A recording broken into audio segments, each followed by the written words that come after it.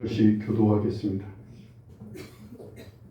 우리가 사방으로 우겨쌈을 당하여도 쌓이지 아니하며 답답한 일을 당하여도 낙심하지 아니하며 박해를 받아도 버림바 되지 아니하며 거꾸러뜨림을 당하여도 망하지 아니하고 우리가 항상 예수의 죽음을 몸에 짊어짐은 예수의 생명이 또한 우리 몸에 나타나게 하려 함이라.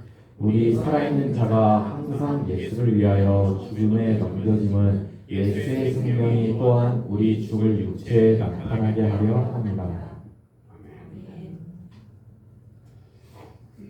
저는 지난주에 우리가 예수님을 믿어도 우리의 타고난 성질은 변하지 않는다고 여러분에게 전했습니다.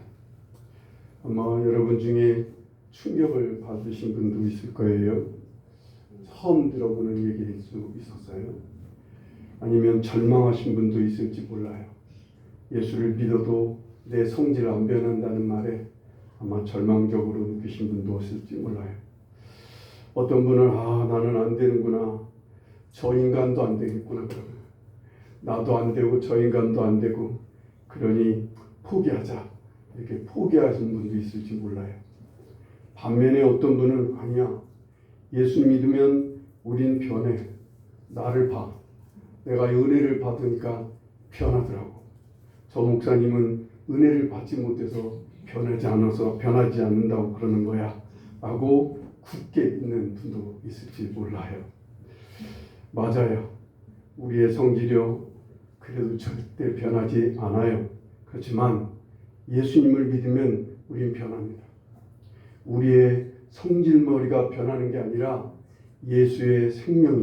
예수님의 생명이 나타나는 변화를 겪게 돼요. 나라는 사람이 변하는 게 아니라 내 안에 예수님의 생명이 나타나기 때문인 거예요. 어떤 사람은 능력받았다고 하면서 자기는 예수님처럼 살 수 있다고 똥똥 큰소리 칩니다. 은혜 받았다는 사람도요.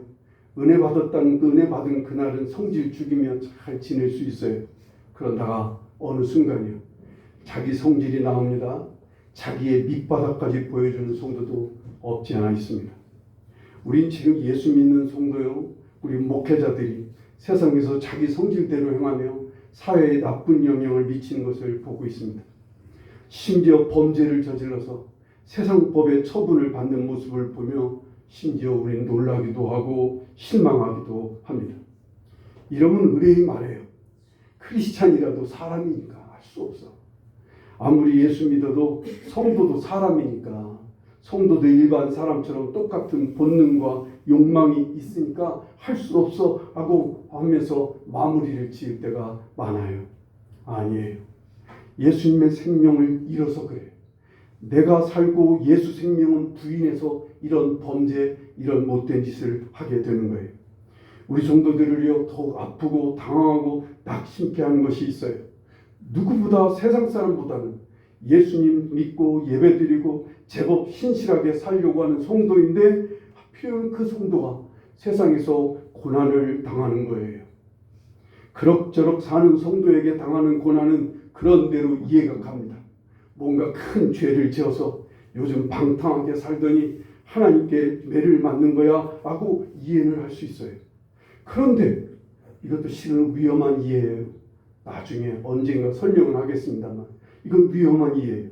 문제는 내가 보기에 신실하게 살아가는 성도가 매우 열심히 진실하게 믿는 성도인데 그가 다른 사람보다 더한 고난과 어려움을 당하는 것 그러면서 살아가는 모습을 보면 이해가 안 가는 거예요.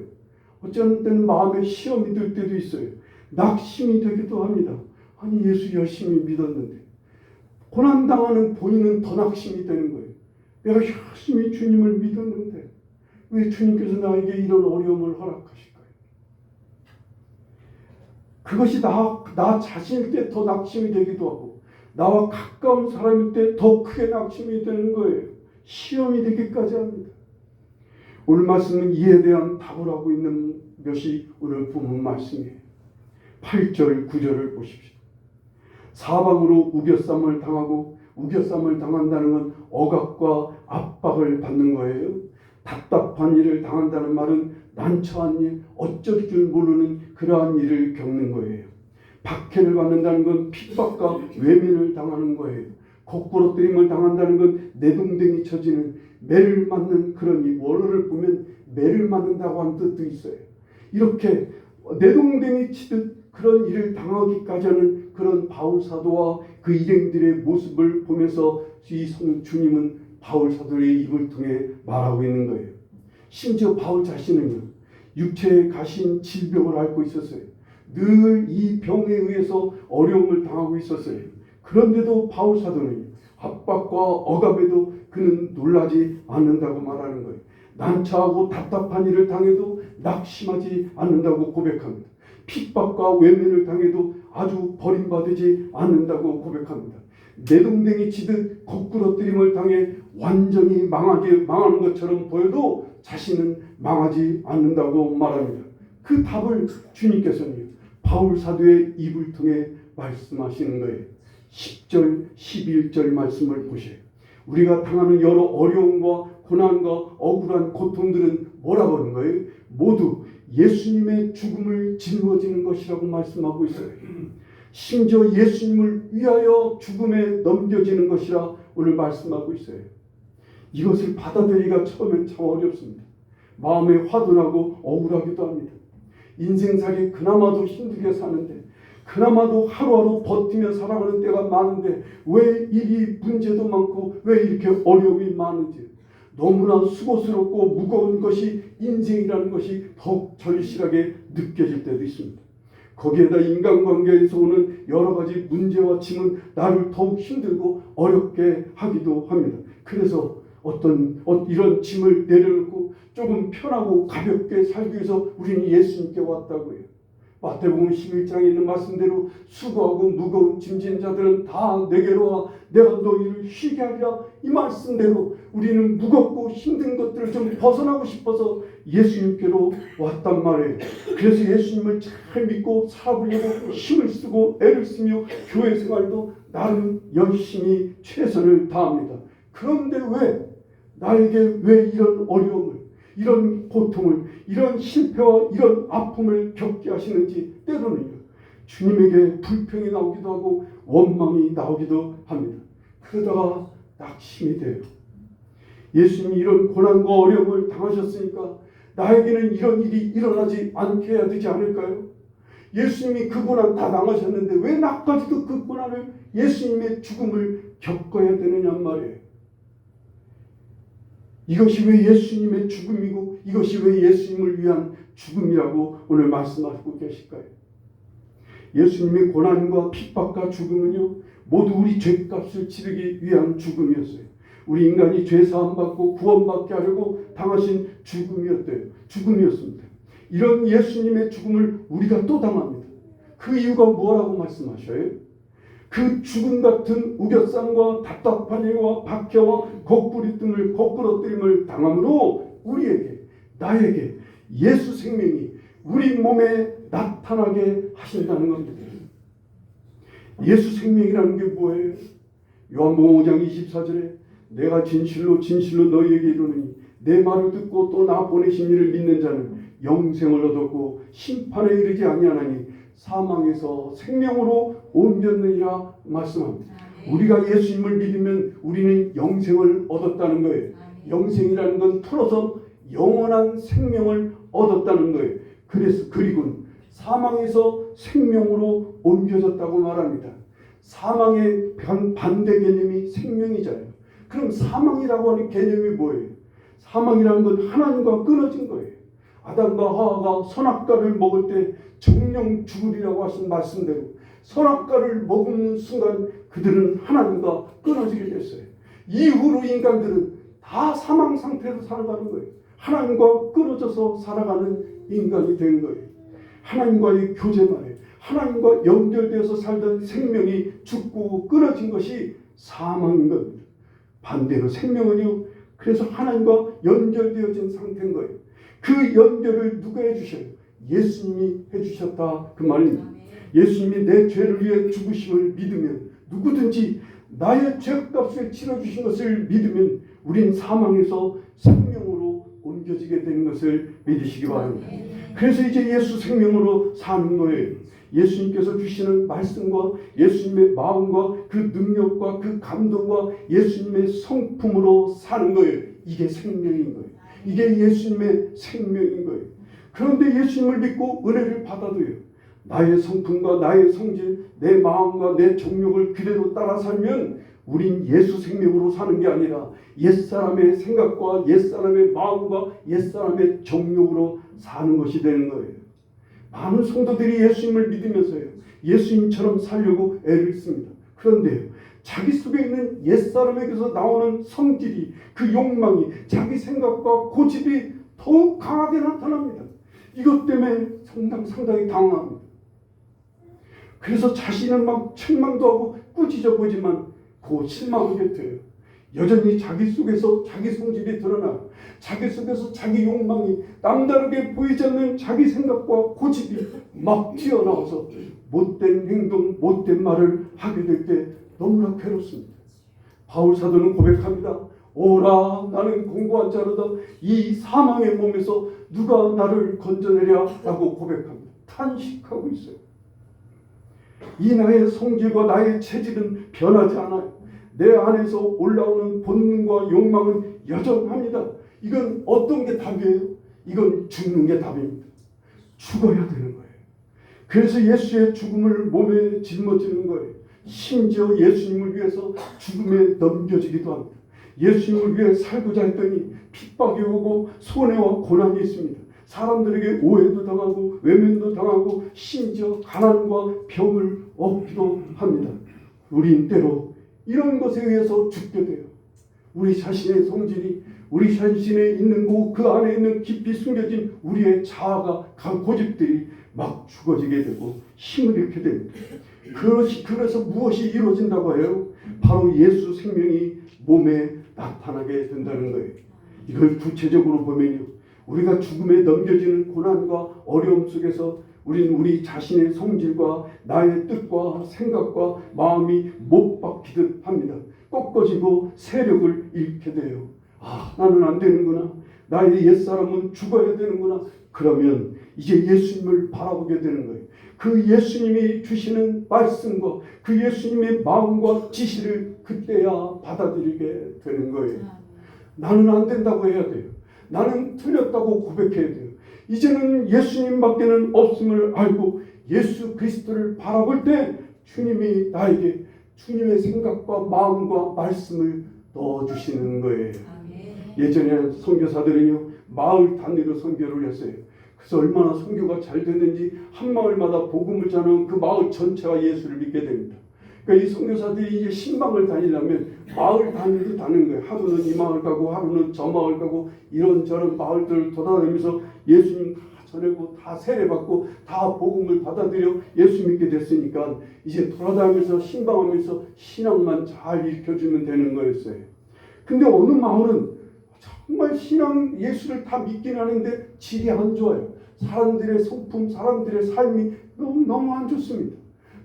다투고 싸우고 그런 시기와 질투 여러 가지 있는 거예요. 근데 어떤 마을은 아주 신앙이 좋은 거예요. 이 선교사가 찾아가 봐도 정말 평화롭고 서로 사랑하면서 아주 잘 지내고 있는 거예요. 그래서 이 선교사가 그 마을의 촌장에게 물어보는 거예요. 아니, 어떻게 해서 이 마을은 이렇게 예수를 잘 믿느냐고, 어떻게 해서 이 마을은 이렇게 신앙이 좋으냐고 하고 물어봤더니 이 촌장이 하는 말이, 예, 저희들은요, 마귀가 와서 문을 두드리면 열어주지 말고 예수님이 찾아와서 문을 두드리면 열어주라고 그렇게 가르칩니다. 그래서 우리 마을 사람들은 예수님이 찾아올 때마다 문을 열어주면 된다는 거예요. 선교사가 너무 놀랐어요. 너무나 복음적이잖아요. 이게 바로 예수님께 문을 여는 거예요. 부모들은요, 아이가 태어나면 우선 자기의 어떤 부분이 닮았는지 살펴보게 되어 있어요. 우선 제일 먼저 보여주는 게 어디예요?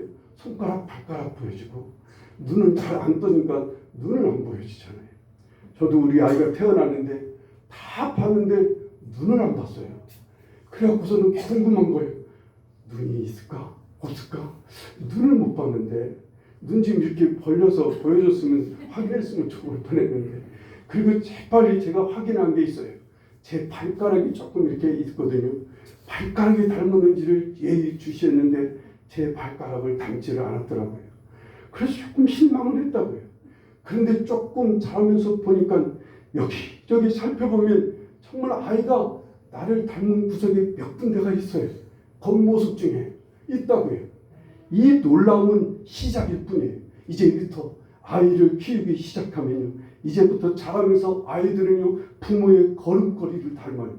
부모의 성질과 아주 작은 습관과 모습까지 다 닮아갑니다. 우리가 예수님을 믿으면요, 우리 이제 우리 속에 예수의 영이신 성령님이 오시게 돼 있어요. 성령님은 우리 속에서 우리가 예수 생명을 따라 살도록 예수 생명이 아닌 것을 깨닫게 하시는 분이 성령님이신 줄 믿으시기 바랍니다. 그것은 너의 정욕이야. 그건 너의 생각이야. 그건 너의 욕심이야. 그건 너의 자만이야.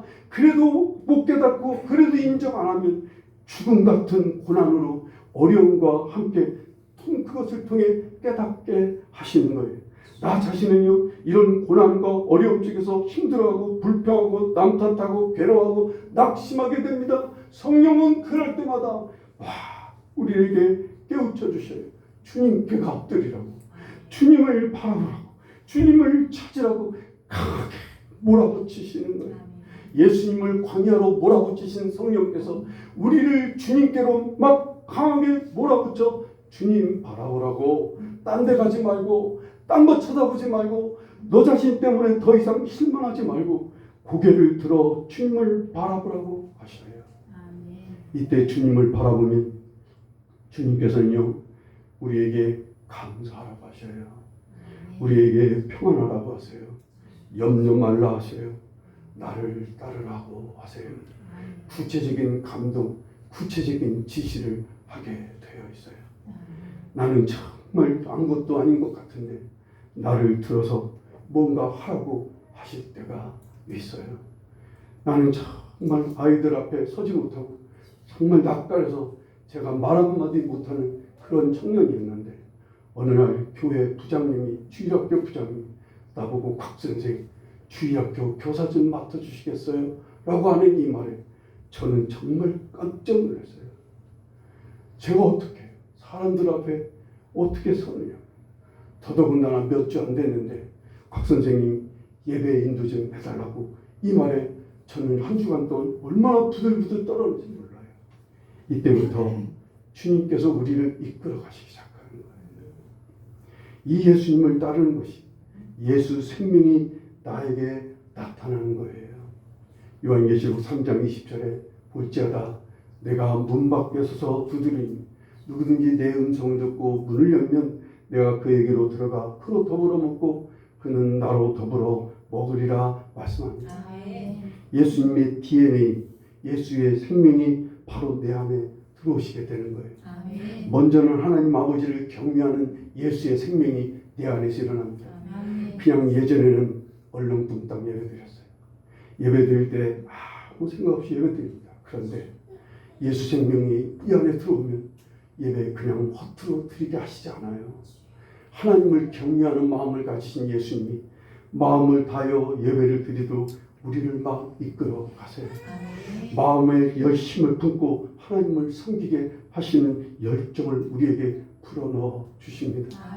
용서를 70번씩 7번이라도 하는 것이 예수 생명입니다. 오른뺨을 때리면 왼뺨을 대는 것이 예수 생명입니다. 원수가 목말라하면 마실 것을 주고 배고파하면 먹을 것을 주기를 원하시는 게 이게 예수 생명인 거예요. 요한복음 10장 10절에 내가 온 것은 양으로 생명을 얻게 하고 더 풍성히 얻게 하려 합니다. 이 세상에 예수님이 오신 이유가 이런 생명을 주시고 싶은 거예요. 당신의 생명을 주시고 싶어 하셔서 우리 가운데 오셨다 그 말입니다. 스데반 집사가 돌에 맞아 죽을 때 그는 예수님을 향해 눈을 듭니다. 여러분 돌멩이가 날라와서 몸 여기저기 막 때리고 아프고 고통을 주면 여러분 대부분 우리는 우리의 고통에 주목하게 되어 있어요. 스데반은 이때 주님을 바라봅니다. 하늘을 바라보여 예수님을 향해 눈을 두고 예수님을 바라보자 예수 생명이 스데반 안에 넘치게 됩니다. 그러자 하늘문이 열립니다. 그리고 예수님을 보게 됩니다.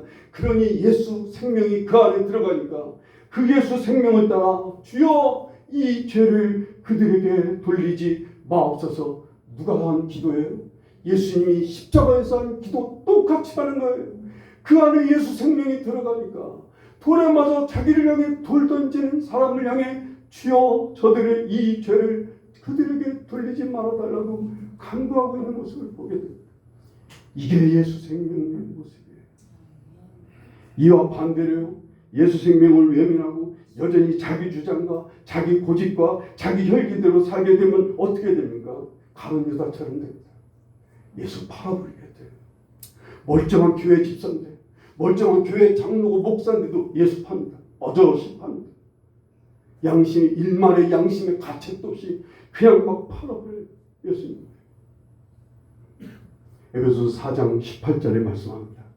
그들의 총명이 어두워지고 그들 가운데 있는 무지함과 그들의 마음이 굳어짐으로 말미암아 하나님의 생명에서 떠나 있도다 라고 말씀합니다. 그들의 무지함과 어두워진 심령이 하나님의 생명을 떠나게 하는 거예요. 그래요. 우리는 압니다.